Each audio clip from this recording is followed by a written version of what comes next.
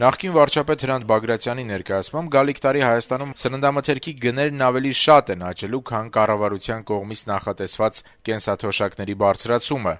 Նման կարծիք Բագրատյանը հայտնեց այսօր լրագրողների հետ հանդիպմանը: Վարչապետի ելույթում այսպիսի մի նախադասություն կա, որ թոշակները կբարձրանան 10%, բայց չէ որ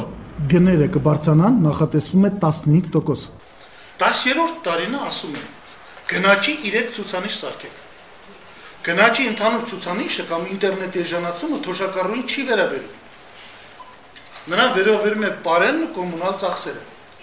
Նշենք, որ ըստ Ազգային վիճակագրական ծառայության այս տարվա առաջին 10 ամիսներին նախորդ տարվա նույն ժամանակահատվածի համեմատ սննդամթերքի գները Հայաստանում աճել են 13.5%, մինչդեռ, օրինակ, միջին ամսական աշխատավարձը այս սեպտեմբերին նախորդ տարվա սեպտեմբերի համեմատ աճել է 7.1%, այսինքն գրեթե 2 անգամ քիչ: Արդյոք տեղի է ունենում նախընտրական տարում եկամուտների վերաբաշխում հօգուտ ժողովրդի: Բացարձակ սուտ եմ մարմնավորել, փառք Աստծո, ես Հայաստանում եմ, բացարձակ սուտ եմ մարմնավորել բոլորի մեջ, որ խոշորը հարկվելու է: Բոլոր տեսակի հարկային ավելացումները խոշորի վրա կազմում են 2-2.5 միլիարդ դրամ: